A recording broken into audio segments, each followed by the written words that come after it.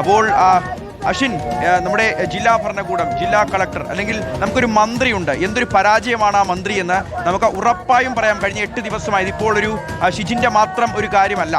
ഗൗതം കൃഷ്ണയുണ്ട് കൊല്ലം നീണ്ടകരയിലെ, ജോണുണ്ട് കൊല്ലം മുതലപ്പുഴയിൽ കാണാൻ ജോണുണ്ട്. 3 മത്സ്യത്തൊഴിലാളികളാണ്, 3 ജീവനുകളാണ്. ഇന്നലെ ജോണിന്റെ കുടുംബം നമ്മളോട് സംസാരിച്ചിരുന്നു. ഈ നിമിഷം ഒരു ആശ്വാസവാക്ക് പറയാൻ പോലും ഫിഷറീസ് മന്ത്രി അബ്ദുൽ ഗഫൂർ വിളിച്ചിട്ടില്ല, അങ്ങോട്ടൊന്നും വന്നിട്ടില്ല, ഈ തെരച്ചിലുമായി ബന്ധപ്പെട്ട് ഏകോപനമൊന്നും നിർവഹിച്ചിട്ടില്ല. ഇന്നും മാധ്യമങ്ങൾ ആ മന്ത്രിയോട് മൈക്ക് നീട്ടി കാര്യങ്ങൾ ചോദിക്കുന്നുണ്ട്. എന്ത് പ്രതികരിക്കണമെന്നറിയില്ല. പിന്നെ മാധ്യമങ്ങൾക്കുള്ളിൽ എന്ത് സംസാരിക്കാനാണ്? ഒന്നും പറയാതെ അങ്ങ് കടന്നു പോവുകയാണ്. ഇങ്ങനെ ഒരു സിസ്റ്റം ഇല്ലായ്മ, ഒരു സിസ്റ്റം പൂർണ്ണമായി തകർന്നൊരവസ്ഥയാണ്. 8 ദിവസം ഉണ്ടായിട്ടും സിസ്റ്റത്തെ ഒന്ന് ഉണർത്തിക്കൊണ്ടുവരാൻ ഈ സർക്കാരിന് എന്തുകൊണ്ടാണ് കഴിയാത്ത? അശ്വിൻ, ഇനിയെങ്കിലും ഒരു മാറ്റം ഉണ്ടാകും.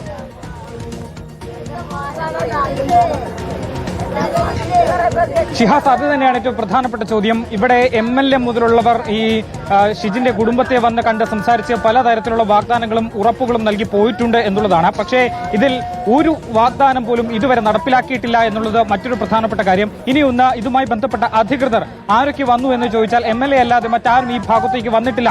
ഫിഷറീസ് മന്ത്രിയുമായി ഇവർക്ക് സംസാരിക്കാൻ കഴിഞ്ഞിട്ടില്ല എന്നുള്ളത് മാത്രമല്ല, ജില്ലാ കളക്ടർ ഇവരെ വിളിച്ച് സംസാരിച്ചിട്ടില്ല. തുടങ്ങി ഈ അനാസ്ഥകളുടെ കിടുകാര്യസ്ഥതയുടെ ഒരു പരമ്പര തന്നെയാണ് ഇവിടെ സംഭവിച്ചിട്ടുള്ളത്. എന്തുകൊണ്ട് ഈ ഒരു ഒറ്റൊരാൾക്ക് വേണ്ടിയിട്ടുള്ള പരിശോധന, അല്ലെങ്കിൽ മുതലപ്പുഴയിൽ മാത്രമല്ല വിഴിഞ്ഞത്തും സമാന രീതിയിൽ ബോട്ട് അപകടത്തിൽ കണ്ടെത്താൻ മറ്റൊരാൾ കൂടിയുണ്ട്, ജോൺ എന്നുള്ളതാണ് പേര്. അദ്ദേഹത്തിന്റെ വീട്ടിലും 8 ദിവസമായി ഈ കുഞ്ഞുങ്ങൾ കാത്തിരിക്കുകയാണ്. പക്ഷേ ഈ ഒരു വീടിന്റെ അവസ്ഥ എന്ന് പറയുന്നത് 2 പൊടി കുഞ്ഞുങ്ങളാണ്, പറക്കമുറ്റാത്ത 2 കുഞ്ഞുങ്ങളുമായാണ് ഈ ഒരു അമ്മ നട റോഡിൽ ഈ ഒരു പഴയത്ത് സമരം ചെയ്യേണ്ട ഗതികേടിലേക്ക് എത്തിയിട്ടുള്ളത് എന്നുള്ളത് അത് സർക്കാരിന്റെ അല്ലെങ്കിൽ സിസ്റ്റത്തിന്റെ പരാജയം എന്ന് തന്നെ പറയേണ്ടി വരും. കാരണം ഒരാൾ പോലും ഇതുവരെയും ഇങ്ങോട്ടേക്ക് വരികയോ സംസാരിക്കുകയോ ഇവരുമായി ആശ്വാസ വാക്കുകൾ നൽകിയിട്ടോ ചെയ്തിട്ടില്ല. ഇന്ന് ഗോവിന്ദൻ മാസ്റ്ററും അതുപോലെ തന്നെ വി ശിവൻകുട്ടിയും മാത്രമാണ് ഇവരുടെ വീടുകളിലേക്ക് എത്തിയത്. 2 വീടുകളിലേക്കും ഈ 2 നേതാക്കളും സന്ദർശനം നടത്തി. അതിനുശേഷമാണ് അവർ ഇവിടേക്ക് എത്തി. ഒരു മറ്റു മാർഗമില്ലാതെ ഗത്യന്തരമില്ലാതെ പോലീസ് സ്റ്റേഷൻ ഉപരോധത്തിലേക്ക് അവർ കടന്നിരിക്കുന്നത്.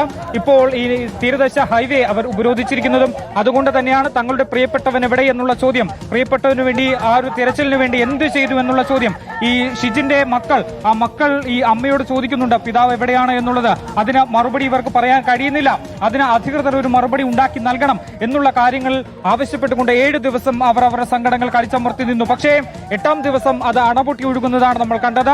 അത് അനിയന്ത്രിതമായി തന്നെ അളപൊട്ടി ഇവിടെ ഒഴുകുകയാണ്. ഇവിടെ അക്ഷരാർത്ഥത്തിൽ മഴയല്ല, അത് ഇവരുടെ കണ്ണീരാണ് എന്ന് നമുക്ക് പറയേണ്ടി വരും. കാരണം 8 ദിവസമായി കാത്തിരിക്കുകയാണ് തന്റെ പ്രിയപ്പെട്ടവന് വേണ്ടി. ഒരു മറുപടി പോലും നൽകാത്ത ഒരു അധികൃതർ. നേരത്തെ നമ്മൾ ഈ കോസ്റ്റൽ പോലീസിനോടൊക്കെ സംസാരിക്കുമ്പോൾ അവർ പോലും ലൈവിൽ തത്സമയം നമ്മളോട് ഒരക്ഷരം പോലും മിണ്ടാതെ വാ പൊത്തി തിരിഞ്ഞു നിന്ന് നമ്മൾ കണ്ടതാണ്. അതേ അവസ്ഥയിലാണ് ഈ ഒരു പാവപ്പെട്ട ഈ മത്സ്യത്തൊഴിലാളി കുടുംബം ഉണ്ടായിരുന്നത്. അതുകൊണ്ട് തന്നെ എത്രത്തോളം കാര്യക്ഷമമായിരുന്നു അവരുടെ പരിശോധന എന്നുള്ളത് ആ ഒരു അവരുടെ നിലപാടിൽ നിന്ന് തന്നെ നമുക്ക് വ്യക്തമായിട്ടുണ്ട്. പിന്നീട് അടക്കം ഇവിടേക്ക് എത്തിയ ശേഷം 8ാം ദിവസവും അതുകൊണ്ടാണല്ലോ ഇങ്ങനെ തെരുവിൽ സ്വന്തം കുഞ്ഞുങ്ങളുമായി ഒരു ഭാര്യയ്ക്ക് തന്റെ ഭർത്താവ് എവിടെ പോയി എന്ന് പറഞ്ഞുകൊണ്ട് സമരം ചെയ്യേണ്ടി വരുന്നത്. ഈ മത്സ്യത്തൊഴിലാളികളെ ആവശ്യങ്ങൾക്ക് വേണ്ടി ഒരു കഴിഞ്ഞ ദിവസങ്ങളിലാണെങ്കിൽ പോലും ഈ വെള്ളപ്പൊക്കവും വെള്ളക്കെട്ടുമൊക്കെ ഉണ്ടായ സമയത്ത് പത്തനംതിട്ടയിലേക്കെല്ലാം കൊല്ലത്തു നിന്നുള്ള മത്സ്യത്തൊഴിലാളികളുടെ ഒറ്റ ഫോൺ കോളിനപ്പുറത്തേക്ക് അവർ ഓടിയെത്തി. കേരളത്തിന്റെ സൈന്യം എന്നവരെ മന്ത്രിമാർ, മുഖ്യമന്ത്രിയൊക്കെ വിശേഷിപ്പിക്കുന്നു. പക്ഷെ ഒരു മത്സ്യത്തൊഴിലാളി ഇത്തരത്തിൽ കടലിൽ കാണാതെ പോയി കഴിഞ്ഞാൽ ഒരൊറ്റ ജീവനല്ലേ ഉള്ളൂ. അല്ലെങ്കിൽ നമുക്ക് സൈന്യത്തെ വിളിക്കാമായിരുന്നു, കൂടുതൽ സേനയെ രംഗത്തിറക്കാമായിരുന്നു എന്ന് ഉത്തരവാദിത്തരഹിതമായി പറയുന്ന സംവിധാനങ്ങളാണ് നമുക്കുള്ളത്. യാതൊരു ഉളുപ്പും അറപ്പുമില്ലാതെ ഇത്തരത്തിലുള്ള വാക്കുകൾ ഒരു കുടുംബത്തിന്റെ മുഖത്തു നോക്കി പറഞ്ഞ് അവരെ അപമാനിക്കുന്ന സമീപനമാണ് സ്വീകരിച്ചുകൊണ്ടിരിക്കുന്നത്. അതിനെതിരെയാണ് ഇത്തരത്തിലുള്ള സമരം ഈ കുടുംബം നടത്തിക്കൊണ്ടിരിക്കുന്നത്. അവരോട് മറുപടി പറയാനൊന്നുമില്ല, കാരണം വീഴ്ചകൾ മാത്രമേ ഉള്ളൂ. അക്കമിട്ട് നിരത്തി കുടുംബം മുഖത്ത് വിരൽ ചൂണ്ടിക്കൊണ്ട് ചോദ്യങ്ങൾ ഉന്നയിക്കുമ്പോൾ എന്തു മറുപടി പറയാനാണ്? അശ്വിൻ, ഇപ്പോൾ അവിടെ ഇരിക്കുന്ന ഈ ആളുകൾ, ആ നാട്ടുകാർ ഒന്നടങ്കം ഈ കുടുംബത്തിന് പിന്തുണയുമായി അവിടെ എത്തുകയാണോ? മത്സ്യത്തൊഴിലാളി കുടുംബങ്ങളാണോ ഈ കൂടെ ഇരിക്കുന്നത്? ഇവരുടെ ബന്ധുക്കളും സുഹൃത്തുക്കളും ഈ ഷിജിനുമായി ബന്ധപ്പെട്ട് അദ്ദേഹത്തെ സ്നേഹിക്കുന്ന നാട്ടുകാരാണോ അവിടെയുള്ള എല്ലാ ആൾക്കാരും?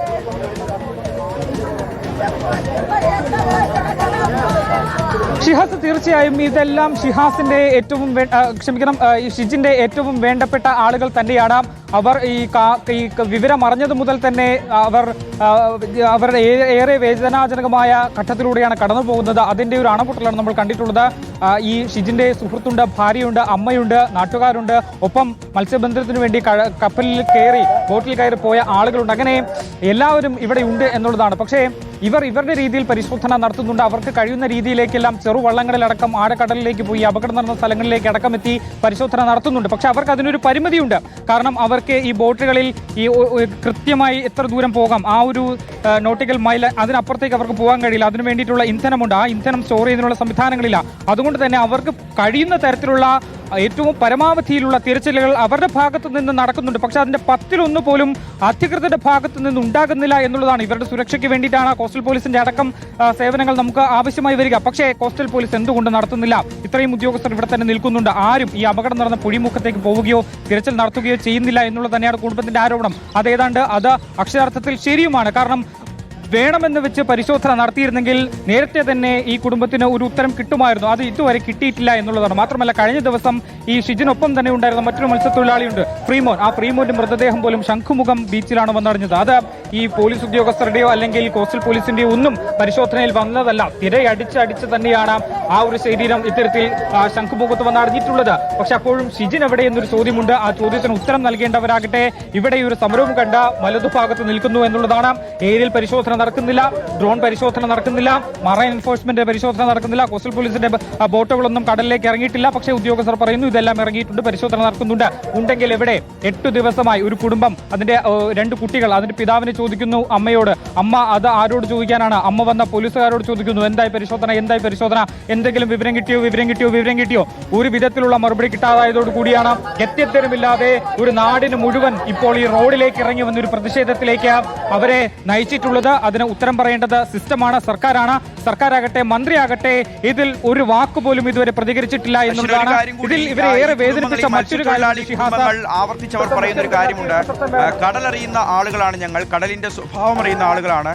അപ്പോൾ മത്സ്യത്തൊഴിലാളികളുടെ വാക്കുകൾ കൂടി കേട്ട ഈ കുടുംബത്തിന്റെ ആകുലതകൾ കൂടി കേട്ടുകൊണ്ടുള്ള ഒരു പരിശോധനയ്ക്കാണ് നിങ്ങൾ തയ്യാറാവേണ്ടത്. അപ്പോൾ ഈ കുടുംബം നേരത്തെ പറഞ്ഞു അവർക്ക് ഈ അപകടം നടന്ന സ്ഥലത്തേക്ക് പോകാനും സന്ദർശിക്കാനും ഒക്കെ ഈ കുടുംബത്തിനും ഈ ഭാര്യയ്ക്കും ഒക്കെ കഴിഞ്ഞിരുന്നു. അപ്പോൾ മത്സ്യത്തൊഴിലാളികളുടെ ഭാഗത്തു നിന്ന് സമാന്തരമായ ഒരു അന്വേഷണം നടക്കുന്നുണ്ടോ, ഒരു തിരച്ചിൽ നടക്കുന്നുണ്ടോ? ഇവരെയും കൂടെ ചേർത്തുകൊണ്ടുള്ള ഒരു അന്വേഷണത്തിന് എന്തുകൊണ്ടാണ് ഈ സർക്കാർ സംവിധാനങ്ങൾ തയ്യാറാവാത്തത്? അതായത് ഈ മത്സ്യത്തൊഴിലാളികൾക്കാവുമ്പോൾ കുറച്ചുകൂടി കാര്യങ്ങൾ അറിയാമല്ലോ. എത്ര നോട്ടിക്കൽ മൈൽ അകലെയാണ് ഈ അപകടം ഉണ്ടായിട്ടുള്ളത്, ഷിജിനെ കാണാതായിട്ടുള്ള ഒരു സ്ഥലം എവിടെയാണ്, ആ സ്ഥലത്തിന്റെ സ്വഭാവം എന്താണ്, ഈ കടലിന്റെ ഒരു കടൽ പ്രക്ഷുബ്ധമാകുന്നതിന്റെ ഒരു രീതി എങ്ങനെയാണ്? ഇന്നലെ ഇപ്പോൾ ജോണിന്റെ കുടുംബമൊക്കെ ആവർത്തിച്ചു പറയുന്നത് അങ്ങനെയാണ്. ഈ ഒരു കടലിനെ കുറിച്ച് അറിയാത്ത ഉദ്യോഗസ്ഥരാണ്, കടലിനെക്കുറിച്ച് അറിയാത്തൊരു മന്ത്രിയാണ് നമുക്കുള്ളത്. അത് വലിയ ദാരുണമായൊരു അവസ്ഥയാണ്. അപ്പോൾ അത് പരിഹരിക്കാൻ ഞങ്ങളെ കൂടി ചേർത്തുകൊണ്ട് ഞങ്ങളുടെ വാക്കുകൾ കൂടി കേട്ടുകൊണ്ടുള്ള തിരച്ചിലാണ് വേണ്ടതെന്ന് അവർ പറയുന്നുണ്ട്. അതെന്തുകൊണ്ടാണ് അംഗീകരിക്കപ്പെടാത്തത്?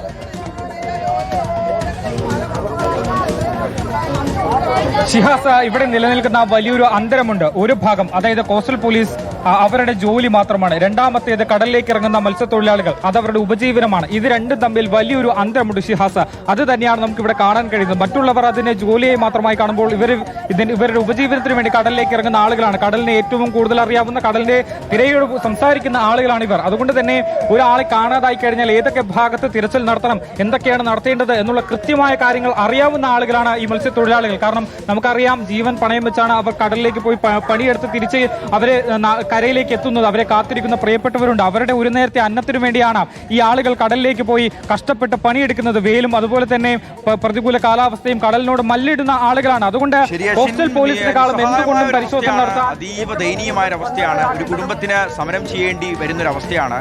ആ ഭാര്യ പറയുകയാണ്, കഴിഞ്ഞ 8 ദിവസമായി വെറും വാക്കുകൾ മാത്രമേ ഇവർ പറഞ്ഞിട്ടുള്ളൂ. ഈ സിസ്റ്റം തന്റെ ഭർത്താവിനെ തിരഞ്ഞു തന്നില്ലെങ്കിൽ സമരം അവസാനിപ്പിച്ച് താൻ ഇവിടെ നിന്ന് പോവില്ല. ഏറ്റവും ദയനീയമായ ഒരു അവസ്ഥ എന്ന് പറയുന്നത് ഫിഷറീസ് മന്ത്രി അബ്ദുൽ ഗഫൂർ ഒരു വാക്ക് ഇതുവരെ സംസാരിച്ചിട്ടില്ല എന്നുള്ളതാണ്. മാധ്യമങ്ങൾക്ക് മുന്നിലൂടെ നിസ്സഹായനായി നടന്നു പോവുകയാണ്. കാരണം എന്ത് പറയണമെന്ന് പോലും യാതൊരു ഐഡിയയും അദ്ദേഹത്തിനില്ല.